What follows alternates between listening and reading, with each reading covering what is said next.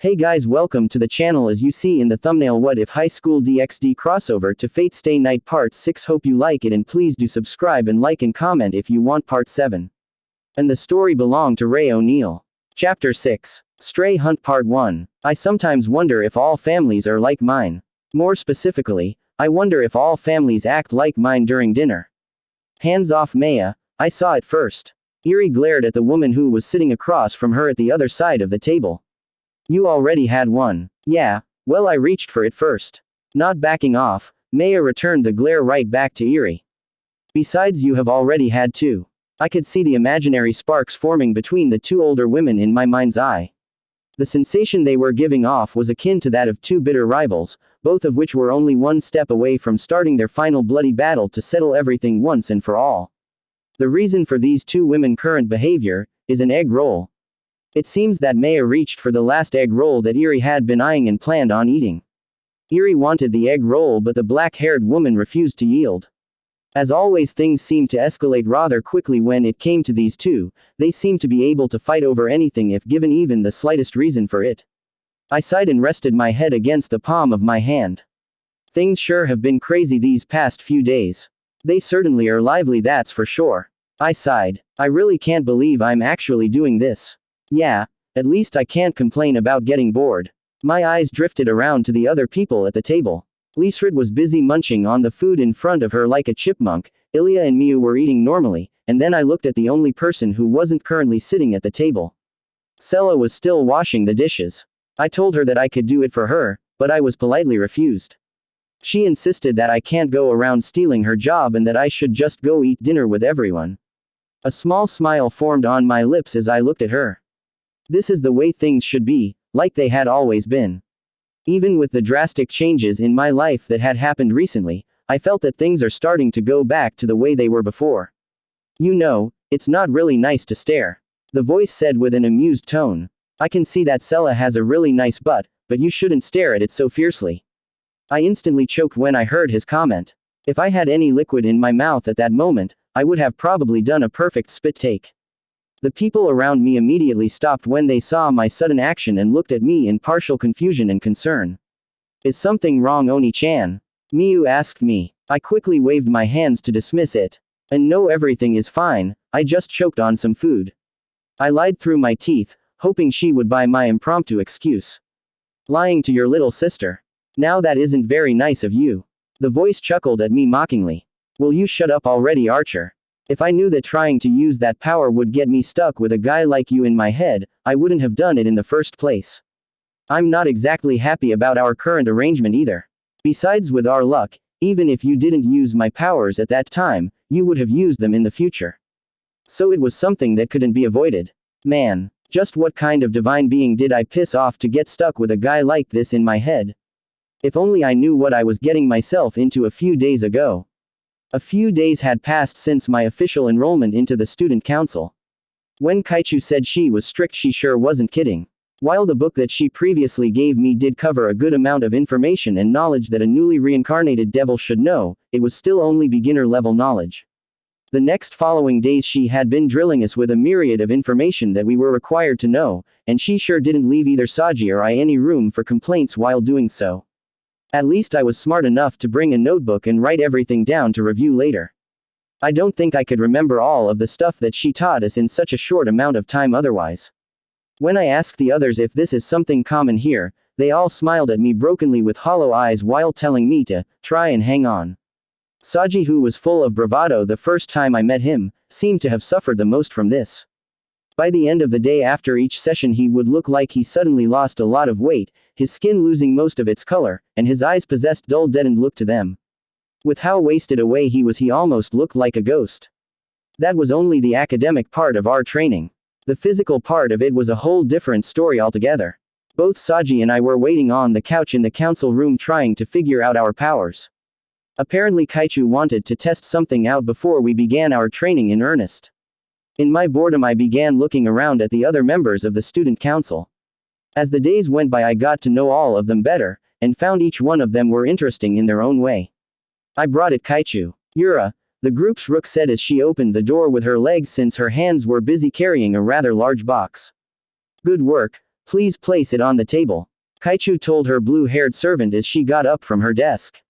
After Yura put the box on the desk, she began opening it, the other members of the council gathering around us as she did so.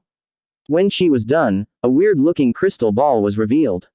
I say weird because it was resting upon 3 bone-like looking legs. If I were to comment on its appearance, it looked like something straight out of the fantasy genre that a stereotypical witch in fiction would use.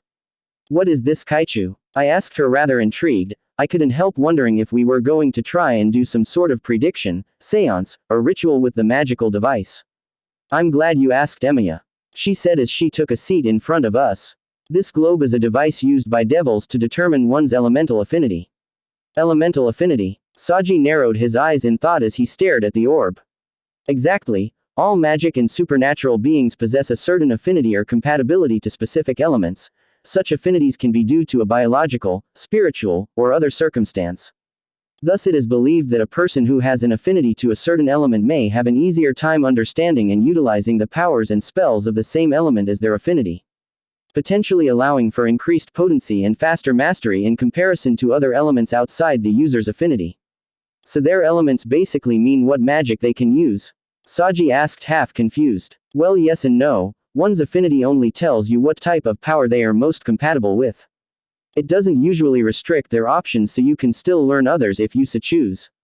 I, for instance, have a high affinity for the water element, which I inherited from the Seatree bloodline, but I am also proficient with most other elements as well due to my own efforts.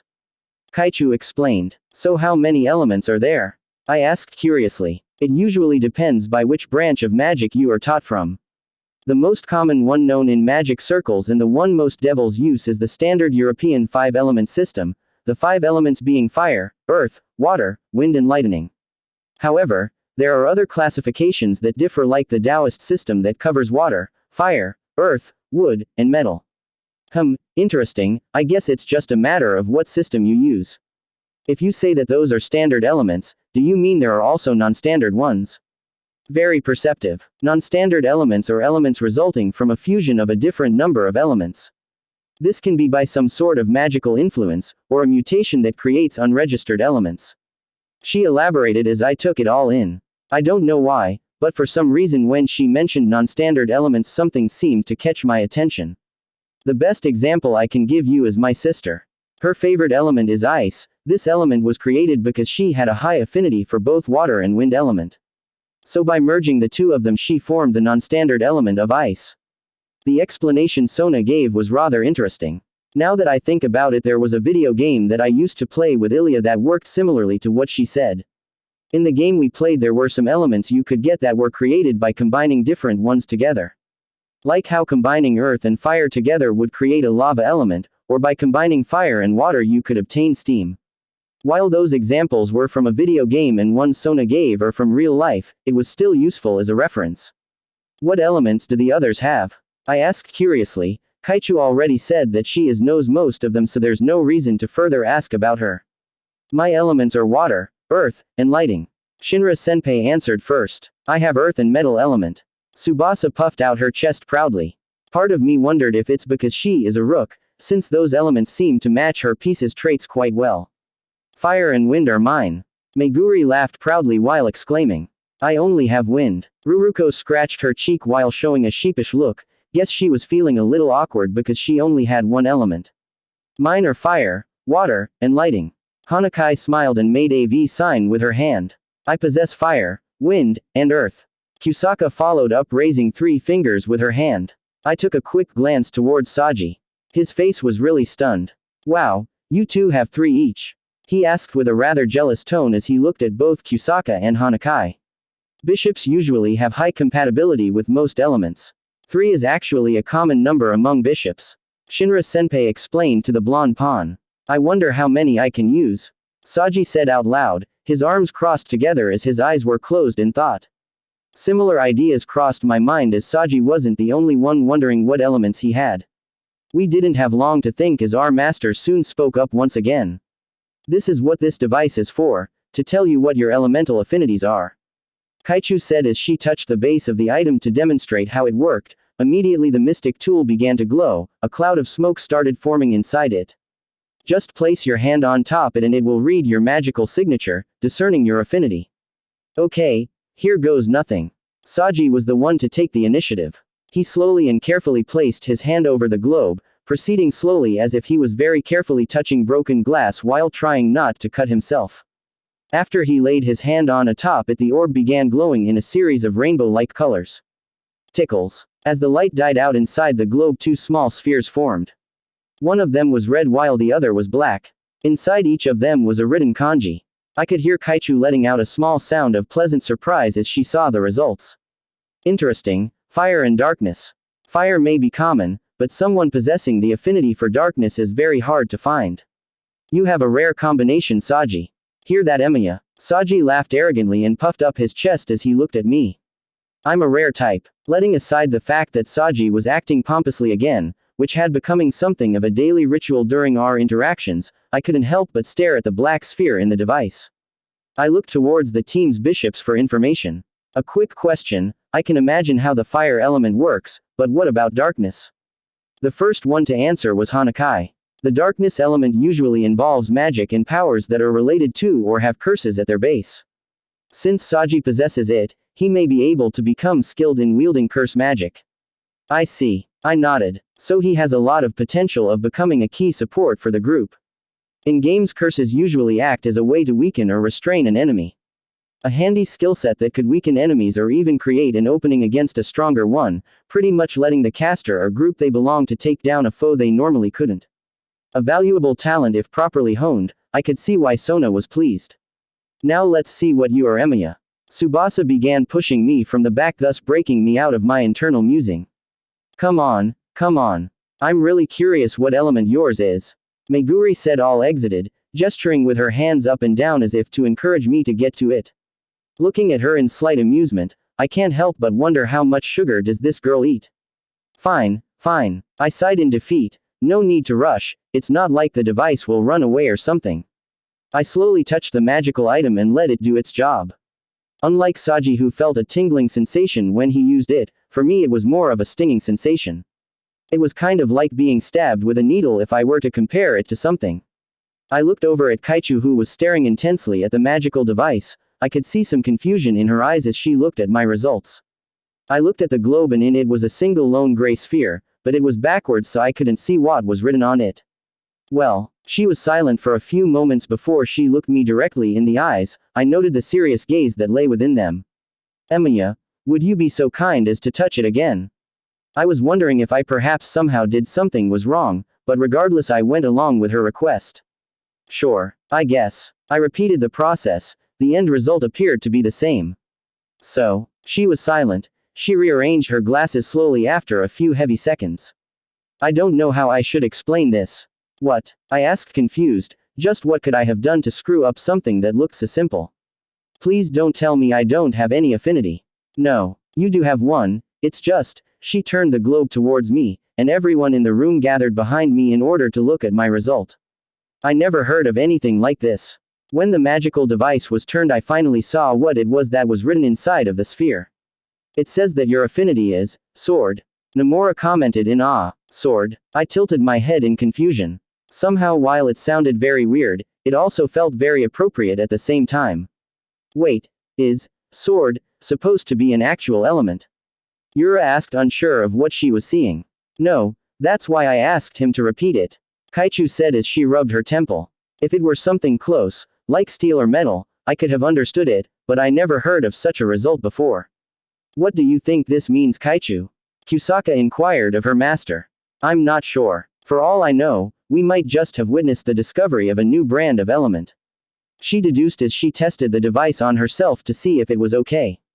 Judging by her expression, it was.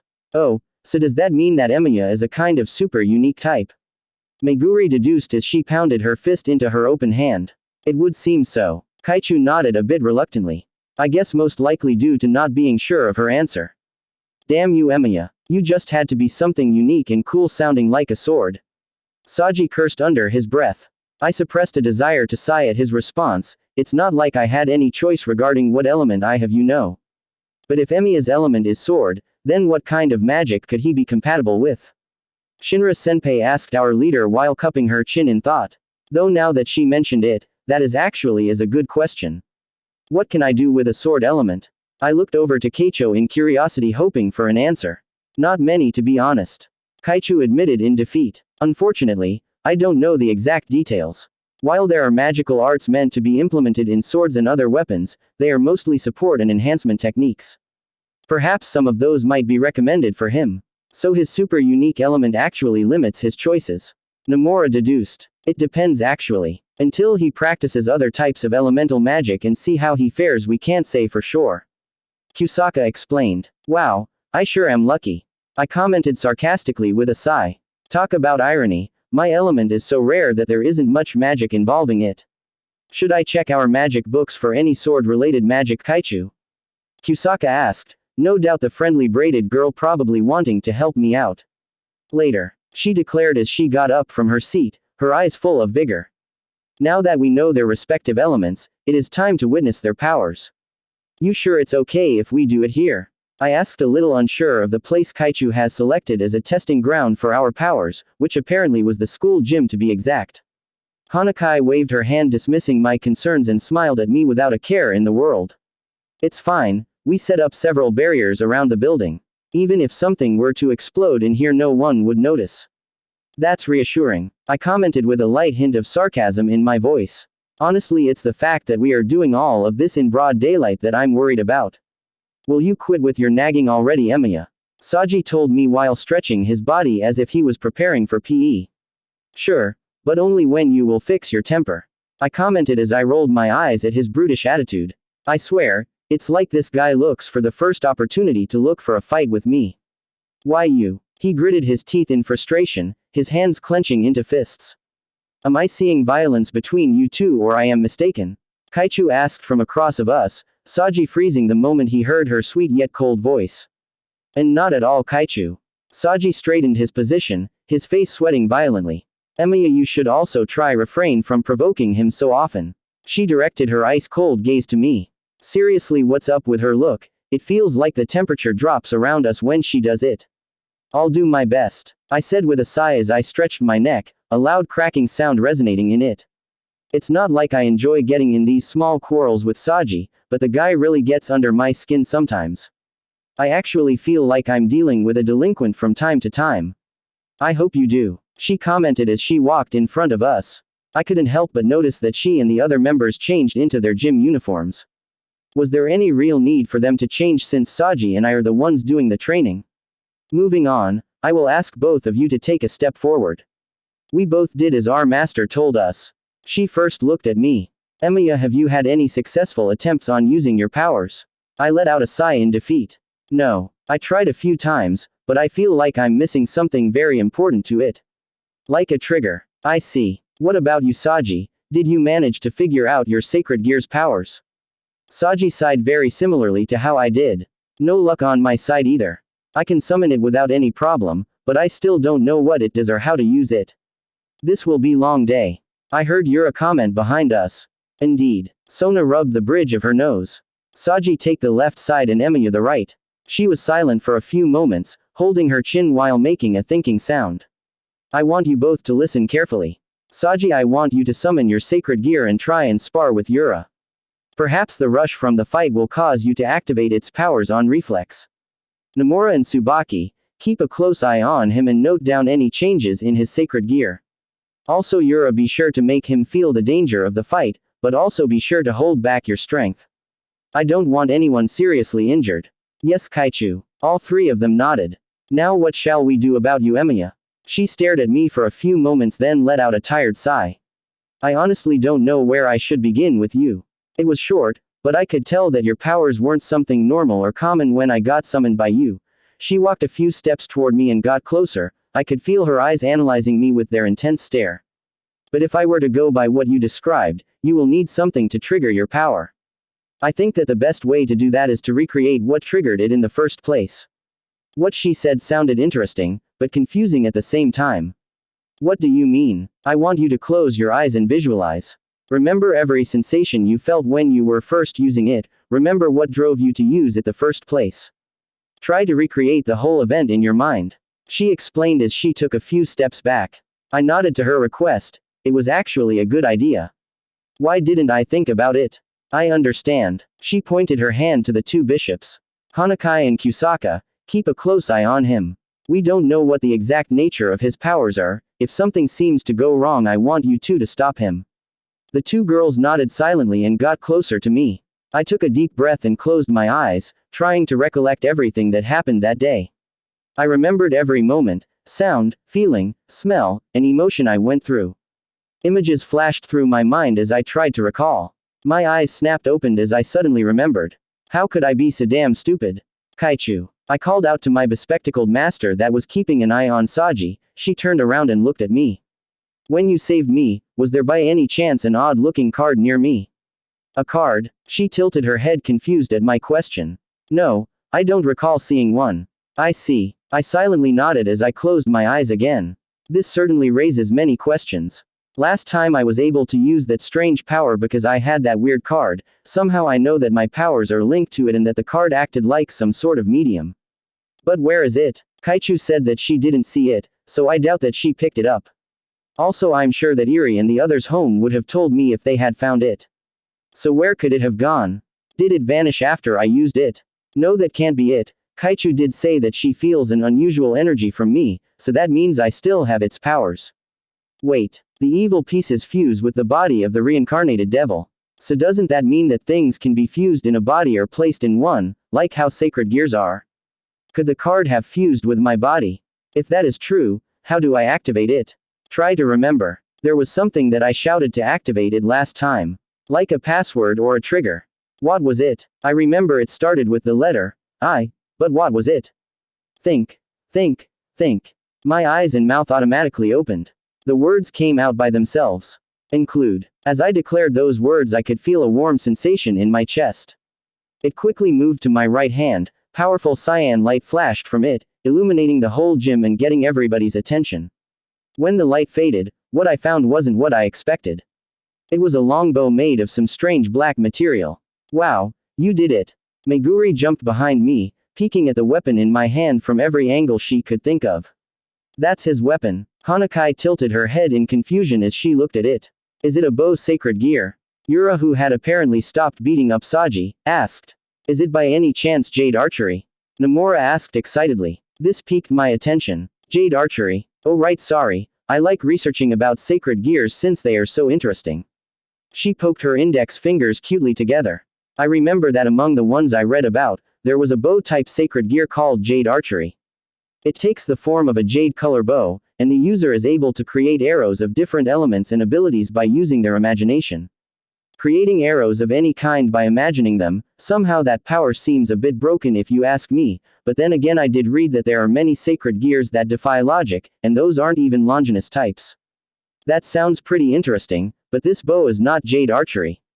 For one, its color is black, not jade, and second, I know for a fact that this thing isn't a sacred gear.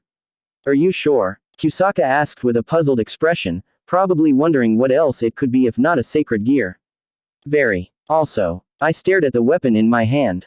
No matter how I look at it, I can't help but feel something is quite off here. This form doesn't feel right. Somehow this all doesn't make sense.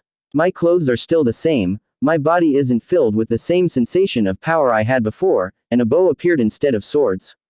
Did I use a different ability? I concentrated and remembered the two swords that I used to defeat that man, those two beautiful swords. The symbol of duality that they represented, the fine craftsmanship, the dangerous sharpness, and the way they felt in my hands. Again my body went into autopilot and acted without my control. Include. Switch. Light erupted once more from my hands, the bow disappeared and in its place were the twin swords. I firmly gripped onto their handles, enjoying the weight of them, and also somehow getting a nostalgic feeling from them. Now this is better. Swords. Shinra Senpai looked at them skeptically. Wow, they look so cool. Meguri cheered excited. At least this confirms that this isn't a sacred gear. Kaichu commented as she examined the blades. Why is that? I asked confused. For one thing, it's confirmed that there isn't a creation-type sacred gear that allows the user to create weapons of different classes. She explained as changed her attention from Kansho to Bakuya. Could he possess multiple sacred gears? Kusaka asked while cupping her chin. No, it's impossible. A human can only be born with only one sacred gear. There have been rare cases of people possessing multiple sacred gears, but those were all due to implanting or transferring a sacred gear into a host that already possessed one. While it is possible for the body to host multiple sacred gears, it is impossible to be naturally born with them. Also, from what I read, the said sacred gears must be of a close nature for it to work. Otherwise, there is a risk of them rejecting each other. Nomura explained carefully. Hearing all this was rather interesting, so even if a human isn't born with a sacred gear, that doesn't mean that he or she can't get one later on apparently.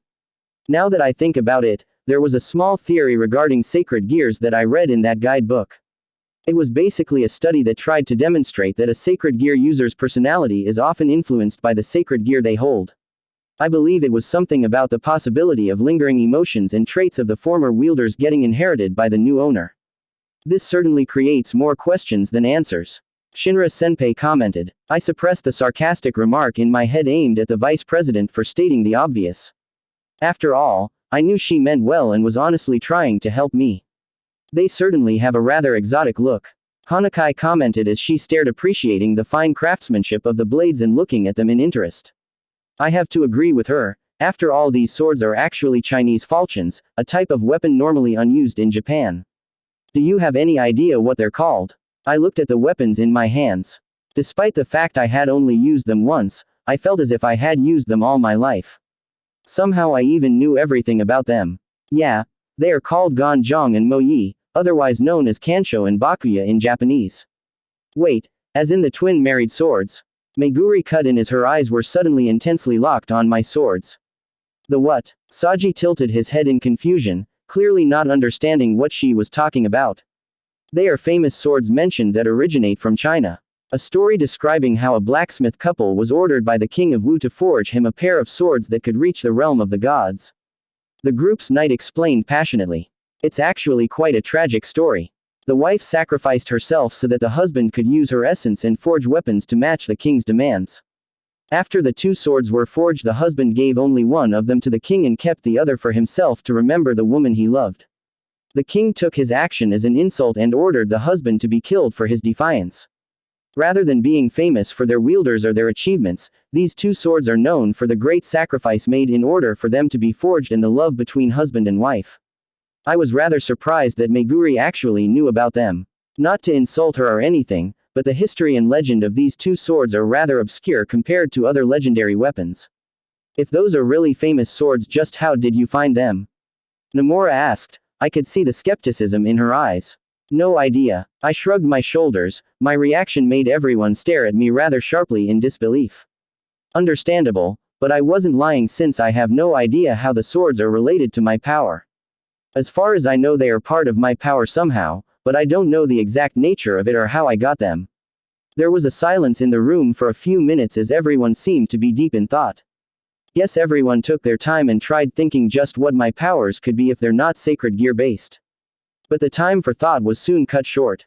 Kaichu. What is it, Meguri? Kaichu asked the girl that broke her and everyone else out of their ruminating. Can I spar a little with Emiya, pretty please? She clapped her hands together and made a face similar to a small dog begging for a treat. Sona stared at her for a few moments, displaying a perfect poker face while doing so. May I ask why? Well, I have a small case of swordsman pride, so having a fellow sword user so nearby makes me want to test out my skills against them. Then how come you never challenged Kiba-san to a duel before? Yura smirked at her while rolling her eyes. That's a different matter. Meguri protested with a hint of pink in her cheeks. That guy has a never hurt a girl unless is really necessary policy, and so it's almost impossible to make him spar with me.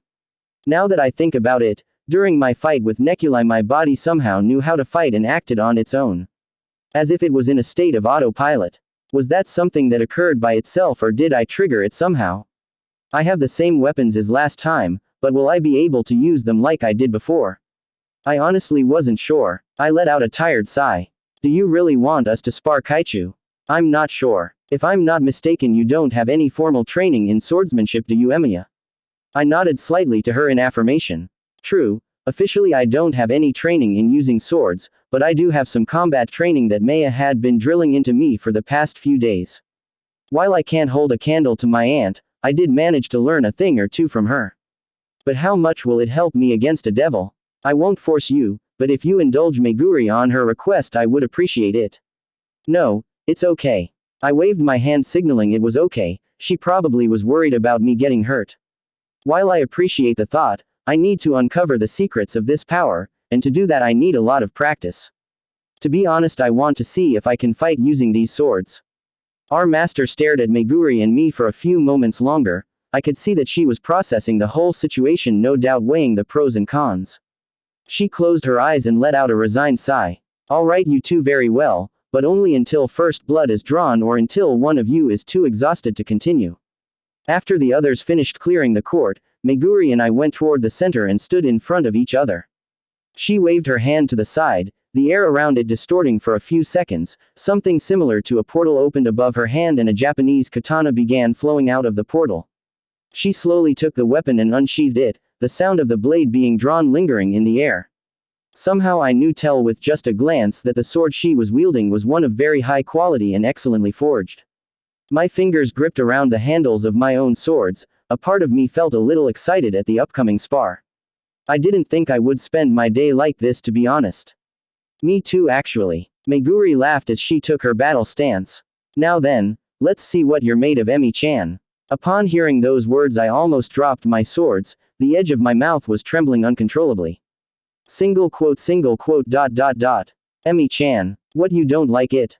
She tilted her head confused. I initially thought of going with Shi-chan, but if I used that one Saji might think I'm calling him, you know, since your first name and his are pretty similar. I mean yours is Shuru, him being Genshiro. While there were good intentions and a logical explanation behind her action, it still didn't help too much. Please, just don't call me that. She put her finger over her lips and looked at me with long eyes. Why not? Seriously, making such a cute face only makes me feel more awkward. It's weird. I mean, it sounds like a girl's nickname. Not enjoying a cute nickname? She asked me with a small pout. It's a shame though, I think it suits you. Are you two gonna fight today or what? Saji shouted from the edge of the gym. Somehow I couldn't help but feel grateful to him for ending this really weird conversation. Meguri scratched her cheek awkwardly. How about we finish this later? I would like that. I smiled tiredly at her. Personally, I would rather never having this conversation again. Please go easy on me. Okay then. She smiled brightly, the feeling I was getting from her suddenly changing as she became more serious. She changed her stance, raising her katana with one hand to her shoulder level. Here I come. I only blinked once. The moment I opened my eyes, Meguri was already right in front of me. Her sword already aimed at my shoulder. So this is the speed of a knight. The speed of her thrust, the direction of the attack, I can't dodge it in time. Should I try to block it using Kansho or Bakuya? No. When her sword reached me, it wasn't blood that was drawn, instead flickers of small lights danced around us. I used both Kansho and Bakuya to deflect her sword, their clash resonating with one another, the force of their collision creating dozens of sparks.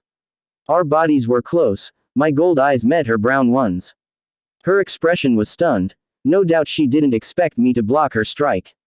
Whatever confusion or shock she had, however, was immediately replaced by an excited smile. Oh, you're not bad at all. But you're still not good enough to beat me. She pulled back her sword and began to attack me relentlessly. I was somehow managing to dodge and block all of her strikes, but I noticed none of her attacks were random swings. Each and every slash and thrust were made with a swift and precise motion. I could feel the years of training she had put in her swordsmanship with every blow. As we continued our exchange, struggled to make best use of both my swords. Having two swords might seem like an advantage for me from a bystander's point of view, but it actually wasn't so simple. The twin swords are much heavier than a regular sword, while Meguri's katana in comparison was much lighter, allowing her for faster strikes. There is also the matter of range, as she can keep me at a distance and strike at me while outside of my boundary. To hit her I must step further into her zone. Even if I'm able to block her sword with one of mine, by the time I could use the other to strike back at her, she would already step out of my range, retract her sword, and attack me again. We were basically in a stalemate. While I couldn't successfully strike at her, she also didn't have an easy time penetrating through my defense. Weird. This feels very different from the last time I used my powers. At that time, besides the overflowing surge of power, it also felt like even my very perception was enhanced. I had no problem dealing with Nekulai's attacks, which was strange since they were roughly as fast as Meguri's strikes. Yet currently, I was doing my best just to hang in there against my opponent's onslaught. While our stalemate was kept going, I could hear the voices of the others commenting from the sides of the gym. Interesting, while Tomo isn't using her full strength, he is still managing to keep up with her. I could hear Shinra Senpai's comment. Her holding back wasn't really surprising. I could somewhat tell that Meguri isn't using her full power, but just how much is she holding back? Yes, but will he be able to keep up with her sword techniques though? I heard Kaichu comment. Considering I'm under pressure from her strikes as I'm actually curious about that myself. Go Meguri. Wipe the floor with him. Saji cheered like a rabid football fan. I tried to ignore Saji and focused on the swordswoman in front of me. I had my swords crossed in an X guard, keeping her katana locked against my blades. For a guy using two swords, you're rather docile. While her words didn't exactly upset me or anything, they did have some truth in them. I might have had some self-restrictions since I was fighting a girl, but I needed to start fighting back seriously if I wanted even a chance to win. I poured more strength to my arms and pushed her back, our swords separating. During the gap I created, I stepped forward and began attacking her, the hunter now becoming the hunted. I was pushing her back as I took the advantage, utilizing the heavy weight, momentum, and superior force of my blades. Meguri was forced to backpedal and deflect as I continued my assault until she ran out of room to run. Eventually I chased her down till she was with her back to the wall. I swung both swords forward, aimed to her left and right shoulders. Even if she could deflect one of them, there was still the other. So you finally decided to fight back. She smiled in excitement. Sparks flew as she used the blade of the katana to deflect Kansho, while also simultaneously jabbing the hilt into Bakuya. Somehow managing to block both swords. Now this is gonna be fun. I jumped backwards, barely avoiding the kick aimed at my chin. A part of me admired her flexibility to kick so high from such a disadvantageous position. I tried ignoring the panties that were peeking out of her training shorts. For a beginner, you fight pretty darn well. She chuckled as she corrected her stance. I might have to fight you seriously. The next moment after she said that, she dashed and cleared the distance between us. I barely managed to block her strike. She was so much faster this time compared to how she was previously. What's the matter, Emi-chan, out of ideas? She taunted me as she aimed for my ribs. Damn, her attacks also became more precise than earlier. I needed to make her drop her guard. But the question is how? Right now she is basically pushing me back. I barely have the time to block and dodge, let alone counter. I'm running out of breath. At the current pace I won't be able to hold on for long. If only I could catch her in a moment when she isn't able to react. Wait. If I can gauge her attacks and find a pattern, I might just be able to get her. It's a bit of a long shot, but I don't have any other ideas. My stamina won't hold up much longer at this pace either. I changed the position of my guard as she was closing in on me. She noticed my opening and smiled victoriously. You're mine. She laughed as she aimed her sword to the side of my now unguarded ribs. As her sword drew near my ribs, I couldn't contain my smirk. I know. Her smile dropped, morphing into a shocked glare, but it was already too late. I blocked her sword with mine at the last possible moment, making Meguri unable to stop due to the momentum of her move, which carried her closer and closer to me. It was only for a moment, but she was overextended and completely unguarded. A moment was all I needed to make my move, one quick swift slash. She didn't have time to block or dodge it. Blood was dripping on the floor from the tip of Kansho. I managed to cut her shoulder. I did it. Kaichu, you said until first blood, right? I turned and looked at the spectators. All of them were staring at me with wide eyes in shock. Guess they weren't expecting me to win. I lifted Kansho and showed the blood dripping from it. I guess this is my win. I walked slowly towards the stunned gallery. Seriously, why were they staring at me like I had two heads or was naked or something? How in Lucifer's unholy name did he beat her? Saji grabbed his head while screaming in shock. I'm not sure. Meguri had the upper hand, and yet. Yura commented, uncertain of what she just saw. I took a quick glance to my master, who was watching my every move, as if trying to figure out just what kind of creature I am. I chuckled slightly and closed one of my eyes. Is that satisfactory, master? She blinked a few times, waking up from her little trance. Why yes, it was, unexpected. I was a bit skeptical about it at first, but your skills are indeed real. Her lips curled into a small smile. The said smile soon faded when she looked behind me. I turned around and saw my fellow sword user approaching, her bangs covering her eyes. Is something wrong, Meguri? The only thing wrong here is this guy's head. She pointed her katana at me in indignation. Her usual cheerful smile was completely gone. What do you mean? Hanakai asked her friend while totally puzzled by her reaction. During my last attack he intentionally left his vitals open. She complained as she pointed to my ribs. Was what I did really that bad? So, Saji crossed his arms unsure what the brown-eyed girl was getting at. Don't you get it? By purposely dropping his guard he basically invited me to strike for his exposed vitals. She explained to the blonde pawn, and then changed her gaze back to me. Then when I took the bait he countered at the last second and struck me while I was still committed to my attack. I don't understand, isn't it a good thing if he can counterattack? Nomura asked confused. It is, but not like this. It's one thing to counter an attack like this when you were careless or when the enemy surprised you, but it's a whole different story when you intentionally abandon your defense with the goal of letting your opponent run you through so you can hit them. Aren't you just being a little salty cause Emiya beat you? Saji asked with half-lidded eyes.